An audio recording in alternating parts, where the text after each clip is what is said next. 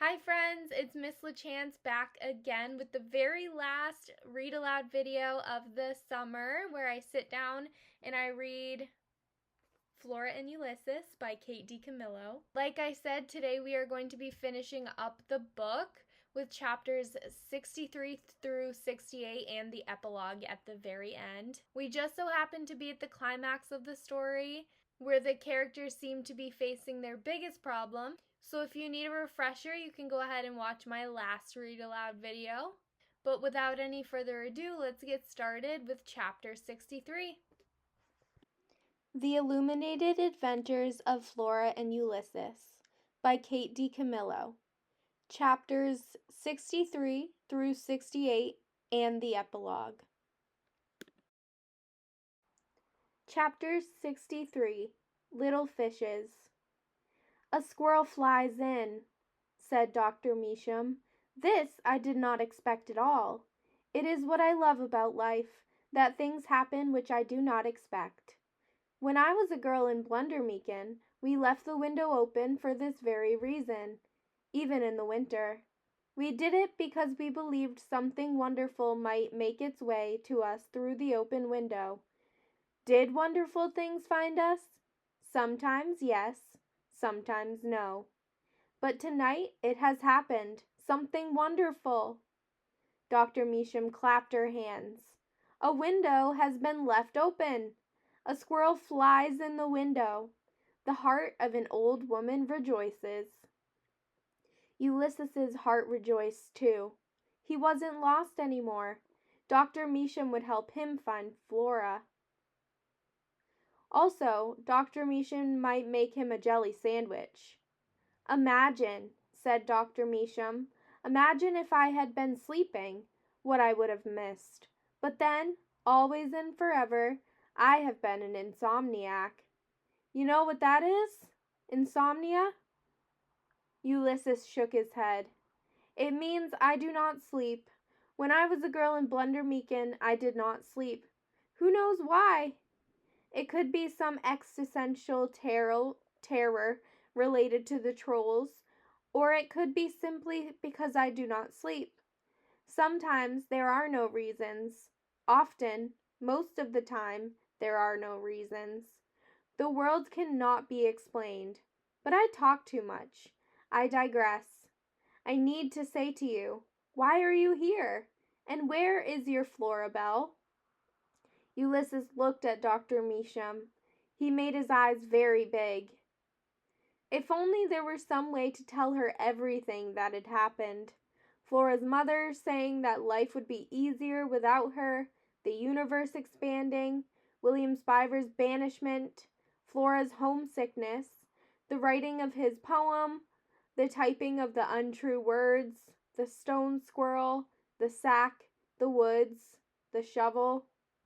The squirrel was overwhelmed by everything there was to say and his inability to say it. He looked down at his front paws. He looked back up at Dr. Measham. Ah, she said, there is too much to say. You do not know where to begin. Ulysses nodded. Perhaps it would be good to begin with the little snack? Ulysses nodded again. When the other Dr. Measham was alive and I could not sleep, do you know what he would do for me? This man would put on his slippers and he would go out into the kitchen and he would fix for me sardines and crackers. You know sardines? Ulysses shook his head. Little fishes in a can. He would put these little fishes onto crackers for me, and then I would hear him coming back down the hallway, carrying the sardines and humming, returning to me. Dr. Measham sighed. Such tenderness, to have someone get out of bed and bring you little fishes and sit with you as you eat them in the dark of night, to hum to you. This is love. Dr. Measham wiped at her eyes. She smiled at Ulysses. So, she said, I will make for you what my beloved made for me, sardines on crackers. Does that seem like a good thing? Ulysses nodded. It seemed like a very good thing. We will eat, because this is important, to eat. And then, even though it is the middle of the night, We will go and knock on the door of Mr. George Buckman, and he will open the door to us because he is capacious of heart. And then George Buckman and I will figure out together why you are here and where our Florabelle is." Ulysses nodded. Dr. Measham went into the kitchen, and the squirrel sat on the windowsill and looked out into the dark world. Flora was out there somewhere. He would find her. She would find him. They would find each other. And then he would write her another poem. This one would be about little fishes and humming in the dark of the night. Chapter 64. A Miracle. Flora was on the side of the highway. There were, she had discovered, all kinds of ridiculous things strewn along the side of a road. Shoes, for one thing, and balled-up knee-high stockings, and polyester slacks, baby blue ones, with a permanent crease. Did people undress as they drove down the road? There were metal objects, hubcaps, a pair of rusty scissors, a spark plug. And there were truly inexplicable things, for instance, a plastic banana glowing a bright and unreal yellow in the dark. That one was interesting. Flora bent down to examine it more closely. "What are you doing?" said William Spiver. He stopped too, because she was attached to him, and he was attached to her. Which is to say that William Spiver and Florabelle Buckman were, unbelievably, still holding hands. "I'm looking at a banana," said Flora. Tootie was marching ahead of them, holding the little shepherdess out in front of her and shouting Ulysses's name. William Spiver's hand was getting kind of sweaty, or maybe it was Flora's hand that was getting sweaty. It was hard to say. William Spiver was still crying silently, and Ulysses was still missing, and they were walking along a highway behind an unlit lamp, stopping occasionally to look at knee-high stockings and plastic bananas. It all must mean something. But what? Flora mentally flipped through every issue of the illuminated adventures of the amazing Incandesto, every issue of Terrible Things Can Happen to You and The Criminal Element is Among Us that she had ever read. She searched for some kind of advice, acknowledgement, and the tiniest clue about what to do in this situation. She came up empty-handed. She was on her own. She laughed. "What are you laughing about?" said William Spiver. Flora laughed louder. William Spiver laughed along with her. "What's so funny back there?" said Tootie. "Everything," said Flora. "Whee!" said Tootie. And then they were all laughing, except for Marianne, who couldn't laugh because she was inanimate. But even if she had been capable of laughing, she probably wouldn't have done it. She just wasn't that kind of lamp. They were all still laughing when the temporarily blind William Spiver stepped on the cord of the little shepherdess and tripped. And because he refused to let go of Flora's hand, or did she refuse to let go of his, Flora fell too. She landed on top of William Spiver. There was a crunch and then a tinkle. "Oh no," said William Spiver. "My glasses, they're broken." "For heaven's sake, William," said Tootie, "you don't even need those glasses." Flora was so close to William Spiver that she could feel his heart beating wildly somewhere inside of him. She thought, "I sure have felt a lot of hearts recently." "Wait a minute," said William Spiver. He held his head up. "Everyone be quiet. Shh. What are those tiny pinpricks of light? Flora looked where William Spiver was looking. "Those are stars, William Spiver." "I can see the stars! I can see! Great Aunt Tootie, Florabelle, I can see!" "It's a miracle," said Tootie. "Or something," said Flora. Chapter 65. Open the Door. The hallway of the Blixen Arms emitted the same green, gloomy light no matter the time of day or night. "Watch out for the cat," said Flora. "The infamous Mr. Claus," said William Spiver. He looked around. He was smiling. "The cat who was defeated by a superhero squirrel. I will certainly keep an eye out for him. And I hate to sound like a broken record, but may I just say again what a delight it is to see? Talk about being born anew. Nothing will ever again escape my notice." "Goody," said Tooty. "I'm not kidding," said Flora. "Mr. Claus could be anywhere." "Yes," said William Spiver. "My eyes are open. They are open indeed." "Knock again," said Tooty. Flora knocked again. Where could her father be in the middle of the night? Had someone kidnapped him too? Was it kidnapping if it was an adult? Or was that adult napping? George Buckman napping? And then she heard her father laugh. But the laugh wasn't coming from his apartment. It was coming from apartment 267. "Dr. Measham," said Flora. "Who?" said William Spiver. "Dr. Measham. Knock on that door, quick," said Flora to William Spiver. She pointed, and William Spiver raised his hand to knock just as the door to Dr. Measham's apartment swung wide. "Florabelle," said Dr. Measham. "My little flower, our beloved." She was smiling very big. Her teeth were glowing. Ulysses was sitting on her shoulder. Behind Ulysses and Dr. Measham was Flora's father. He was wearing his pajamas. His hat was on his head. "George Buckman," said her father, slowly raising his hat to them all. "How do you do?" "Ulysses?" said Flora.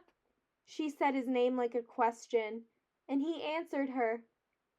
He flew to her. His small, warm, hopeful body hit her with a thud that almost knocked her off her feet. She wrapped her arms, her hands, herself around him.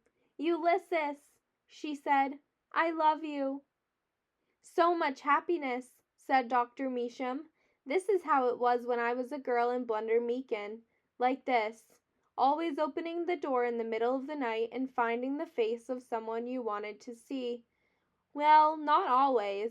Sometimes it was the face of someone you did not want to see. But always in Blunder Meakin, you opened the door because you could not stop hoping that on the other side of it would be the face of someone you loved." Dr. Measham looked at William Spiver and then at Tooty. She smiled. "And maybe, too, the face of someone you did not yet know, but might come to love." "Tooty Tickum," said Tooty, "it's a pleasure to meet you, and this is my nephew William. I would shake your hand, but as you can see, I am in charge of this lamp." "Actually," said William Spiver, "I am her great-nephew, and my name is William Spiver, and I realize that it is early in our acquaintance for me to be revealing such astonishing and deeply personal information, but I must tell you that I was temporarily blind, and now I can see. Also, I feel compelled to say that your face is beautiful to me. Even the sepulchral gloom of this hallway cannot dim your loveliness." "Sepulchral gloom?" said Flora. "That's because she is a flower," said Flora's father. "My lovely flower." Flora felt herself blushing. "It is a lovely face, the face of Florabelle Buckman," said Dr. Measham. "It is truly beautiful, but you have all stood long enough outside. You must come inside now. Come." Chapter 66. "Will you please shut up, William Spiver?" "So," said Dr. Measham, "we have been speaking with Ulysses. We have been working to understand his story.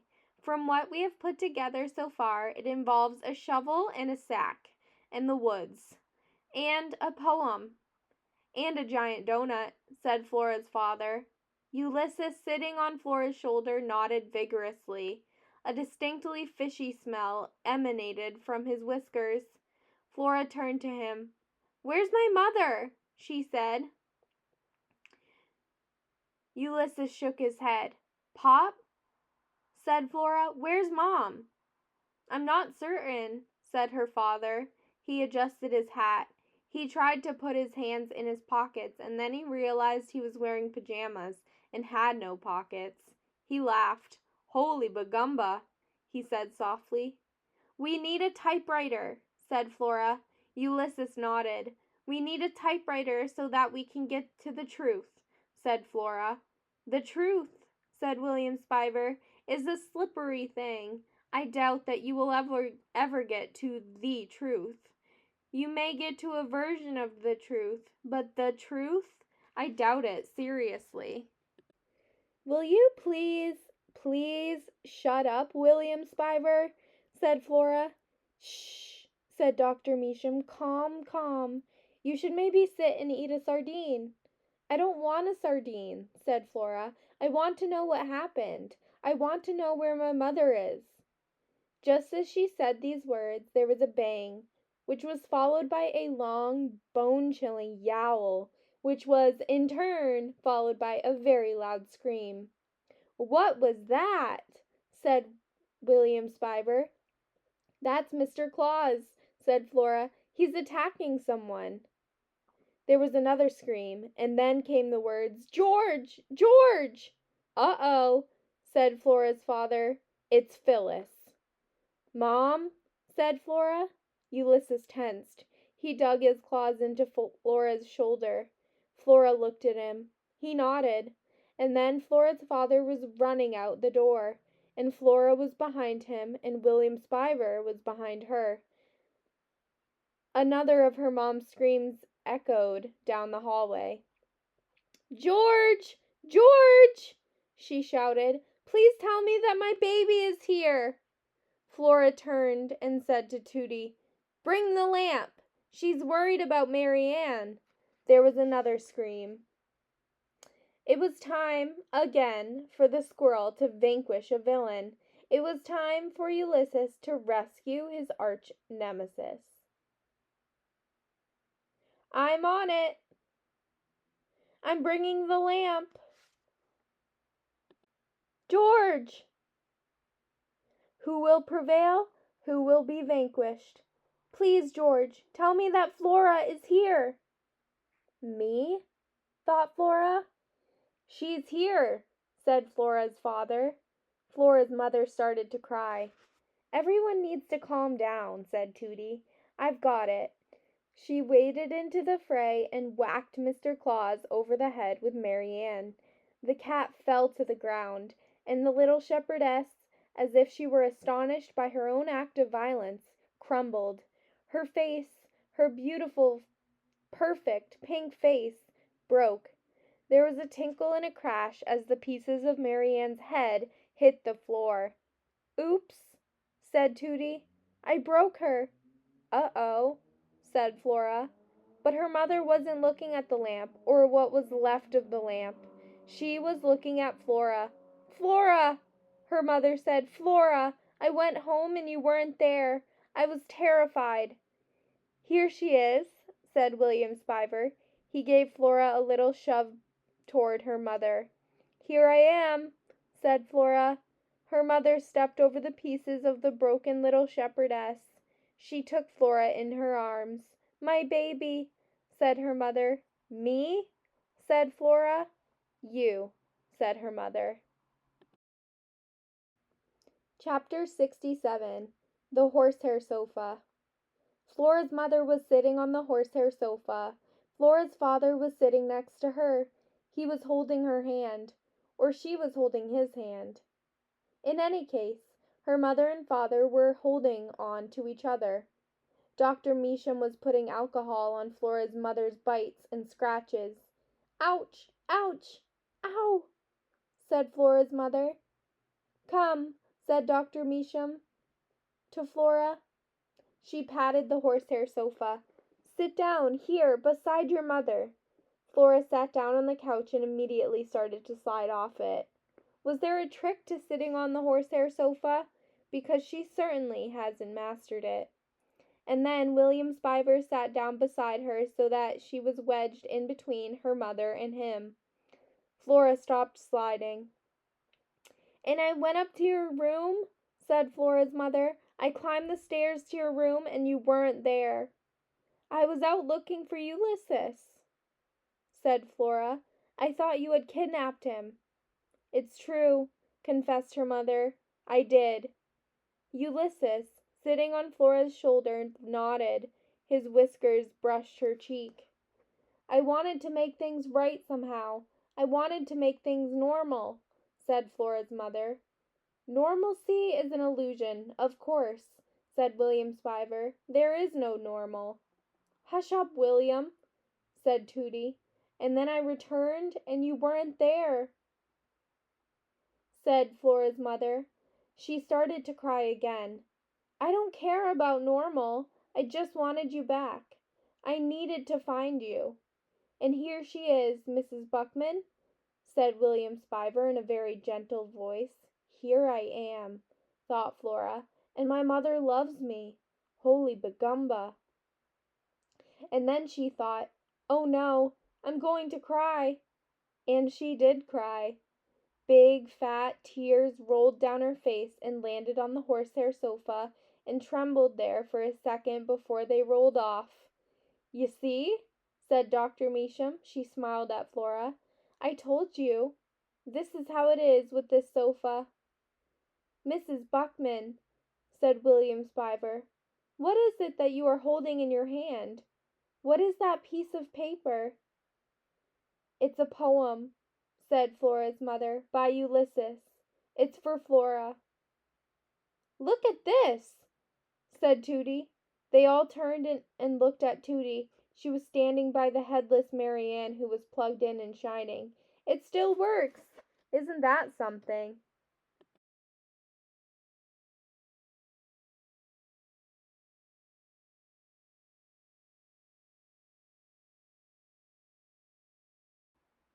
Why don't you read the poem, Phyllis? Said Flora's father. Oh, goody, said Tooty. A poetry reading. It's a squirrel poem, said Flora's mother. But it's a good one. Ulysses puffed out his chest. Words for Flora, her mother said. That's the title. I like that title, said William Spiver. He took hold of Flora's hand. He squeezed it. Don't squeeze my hand, said Flora. But she held on tightly to William Spiver, and she listened as her mother read the poem that Ulysses had written. Chapter 68. The End, or Something. This poem was just the beginning, of course. There would be more. He needed to write about how they always answered the door in Blunder Meakin. He needed to write about the saving of Phyllis Buckman from Mr. Claus. He needed to write about Mary Ann's broken, still shining self, and little fishes. He needed to write a poem about little fishes. Also, he wanted to write about things that hadn't happened yet. For instance, he wanted to write a poem where William Spiver's mother called and asked for him to come home, and a poem where the other Dr. Measham came and visited this Dr. Measham and sat beside her and hummed to her and watched her sleep. And maybe there would be a poem about a horsehair sofa, and one about a vacuum cleaner. He would write and write. He would make wonderful things happen.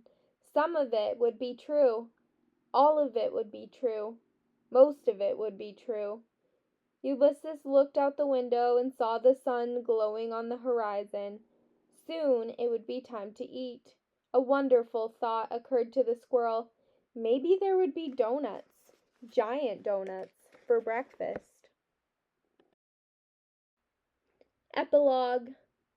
Squirrel Poetry. Words for Flora. Nothing would be easier without you, because you are everything, all of it. Sprinkles, corks, giant donuts, eggs sunny side up. You are the ever-expanding universe to me. All right, my friends, that was the end of the story. So as you can see, Flora, our main character, has changed a substantial amount since the beginning of the story.